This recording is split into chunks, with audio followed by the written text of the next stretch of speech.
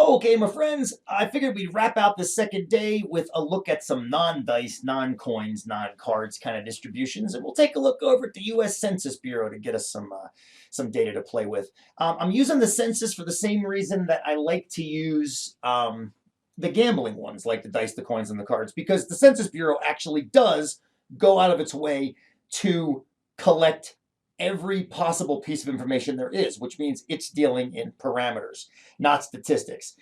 You may have noticed the probability distributions we've been dealing with over the past couple days don't have margins of error attached to them because they actually deal with the entire, if you will, population of the die rolls that can happen.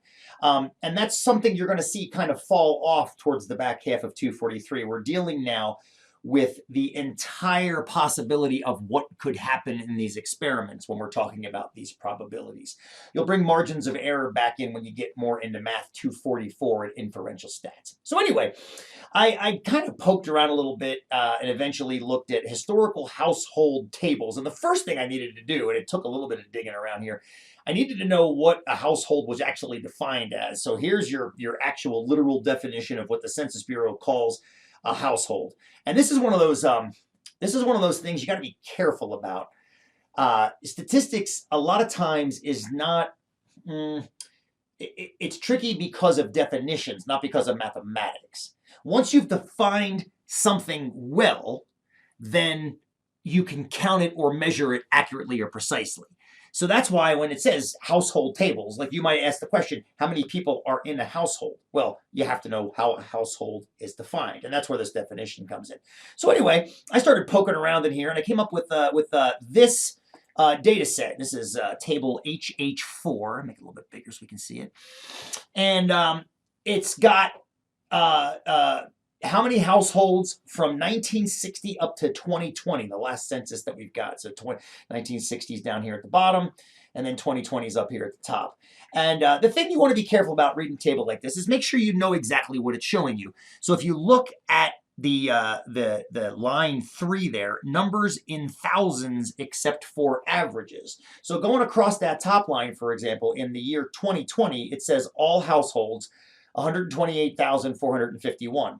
Well, that's actually 128,451,000 because they say the numbers are in thousands. So you'd actually have to put 3 more zeros at the end of that.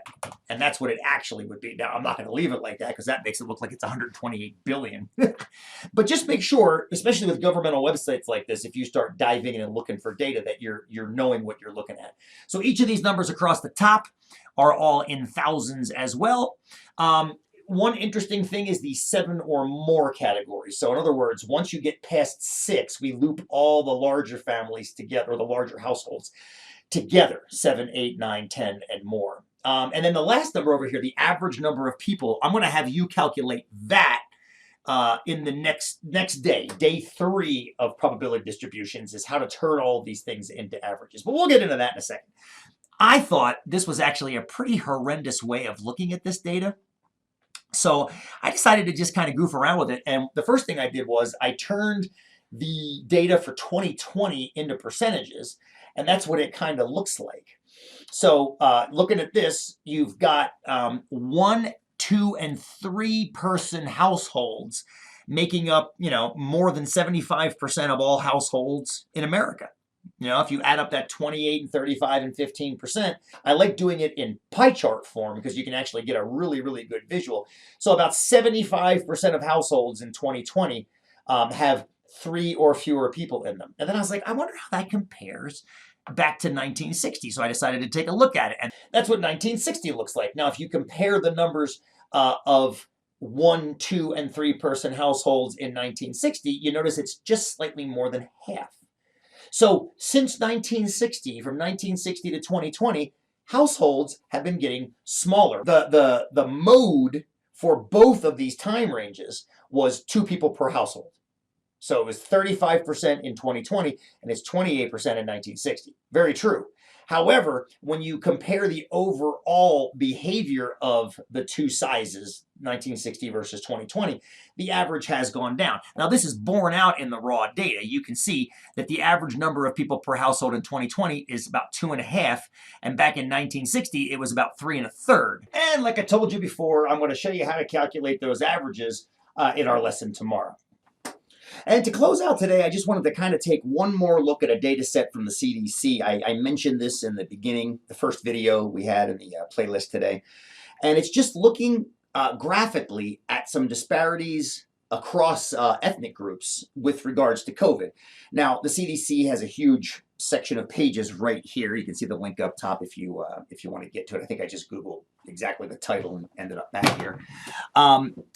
And even what always blows me away is how well certain data can be presented and then sometimes how poorly. For example, as I was clicking through this earlier, I noticed that this section 4 looks really clear. Like when you, let me see if I can make this a little bit smaller so we can see it better. Okay. There's a lot of text here which you can read, but I think what they did here graphically was they captured pretty well the idea of cases broken across by ethnic groups. But there's a second set of bars in there. I don't know if you can see that. That gray bar is actually what percent of the US population that particular group makes up. Now you can turn that off and just look at the case percentages, or you can turn it on and compare the case percentages to the population percentages, which I think is very cool. Because when you do that, you can see that, for example, the white non-Hispanic group has a smaller percentage of cases than the percentage of the population they make up. Whereas the Hispanic Latino ethnic grouping has more cases than the percentage of population they make up, as does the multiple other non-Hispanic group. Now, why? That's kind of the interesting thing, in my opinion, about statistics. It doesn't tell us why.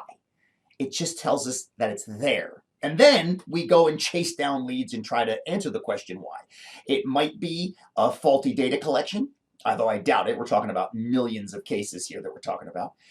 Or it could be that something is underlying it, which the statistics kind of alludes to. That's one of my favorite parts of stat, is that sometimes it shows us things we don't realize are actually there.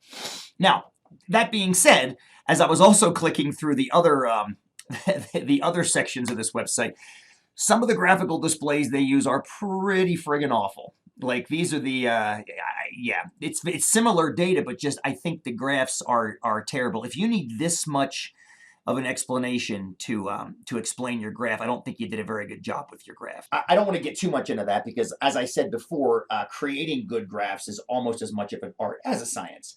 But I just wanted to close out this last video just explaining again that you don't have to look at probability distributions and t-tables. Graphs and charts work really well too.